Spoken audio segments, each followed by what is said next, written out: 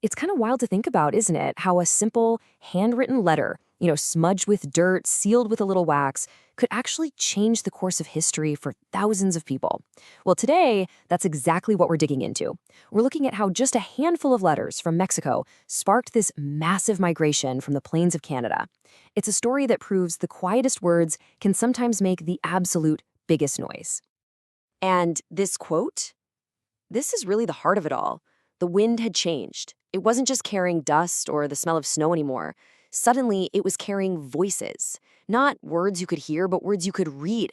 Stories of struggle and, yes, stories of hope, traveling hundreds and hundreds of miles on the most fragile thing imaginable, a piece of paper.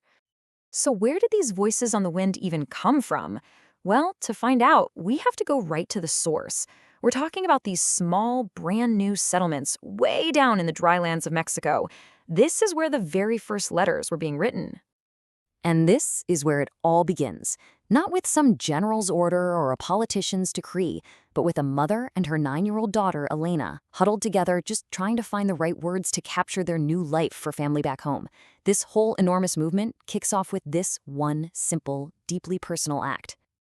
And this line right here, this is the one. This is the quote from Elena's mother's letter that says everything. It's so honest, right? It admits the hardship straight up, but then it pairs it with something they valued so much more, freedom. This wasn't some kind of sales pitch trying to get people to move. It was just a testament, a simple truth. And it wasn't just Elena's mother. Weeks later, you have this man, Jakob Friesen, sitting down to write his own letter. The original account says he wrote with heavy hands, and that phrase just tells you everything you need to know. You can feel the weight, the immense responsibility he felt to tell the complete, unfiltered truth to his community waiting for news. I mean, just look at the brutal honesty here. Jakob doesn't try to sugarcoat the pain. He writes, "We have buried some of our children," a completely devastating thing to admit.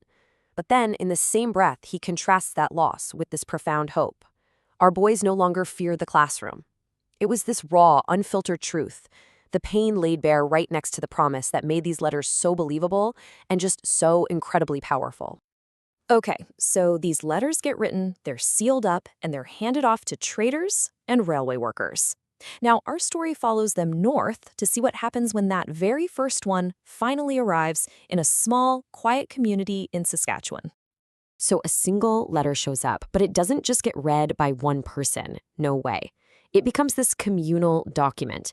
It was literally passed from hand to hand, read aloud at kitchen tables, in barns, picked apart, discussed.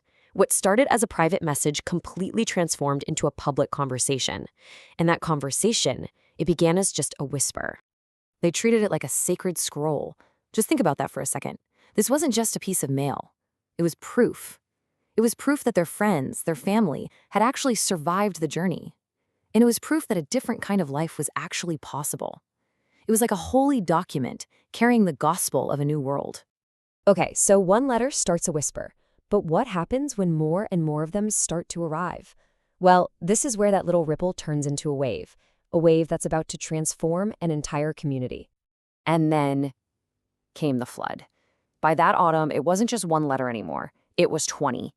All of a sudden, this wasn't just one family's story. It was a chorus of voices, all of them basically saying the same thing. The sheer number of them made the message absolutely impossible to ignore. And pretty much every single letter carried the same dual message. On one side, cholera, grief, stubborn land. But on the other, building their own homes, digging wells, growing corn. And by refusing to hide the bad stuff, the hope, it became real. It became tangible. It made the dream feel attainable and like it was worth the incredible risk. And then came this, the turning point. After all the stories and all the descriptions, this simple, direct plea started showing up in the letters. It shifted everything. It went from passive reading to active, serious consideration. This was a direct invitation, a call to action. So the community is just buzzing. The letters are piling up. The call has been made. But how do you turn all that emotion and information into actual action? The whispers had grown so loud they couldn't be ignored anymore. It was time to make a decision. You can just picture this scene, can't you? The community leaders, the elders, all gathered together by lamplight. And what's the evidence they're looking at? Not official maps or government reports. No, it's these personal, handwritten letters physically spread out on the table right in front of them. And out of that meeting came a clear, logical plan. First, a vote. They decided to act. Second, they weren't going in blind. They would send a delegation south to see the land for themselves. And third, they already had a name for this dream, for this destination. Nuevo Ideal, a new ideal. And all of this was sparked by just a few sheets of paper. So what's the big takeaway here? I mean, yeah, it's a story about migration, but it's really about something deeper. It's a story about the profound, enduring power of simple, honest communication. It really makes you wonder, right? What can a simple letter truly carry inside of it? One of the community leaders, a man named Bishop Dyke, he asked himself that very same question. He just knew it had to be more than just news about the weather being transmitted in that ink. And here's what he came up with. The letters carried courage. The bravery of those first pioneers was somehow packaged up, folded into an envelope, and sent north. These words gave the people left behind the strength to even begin to imagine making such a terrifying, life-altering journey. But then his wife added another layer, and wow, this one might be the most powerful of all. She said maybe the letters carried permission. Permission to hope. Permission to leave every single thing you've ever known behind and to believe that a better life wasn't just a fantasy, but a real possibility that you were actually allowed to go chase. And this just brings everything full circle. From 9-year-old Elena helping her mother find the words, all the way to this anonymous woman reading her sister's letter and making a decision that will change her family's destiny forever. That right there, that's the final tangible outcome of these letters. You know, in our world of instant messages and endless emails, it's pretty easy to forget the power of just a few personal, heartfelt words. So we'll leave you with this question to think about.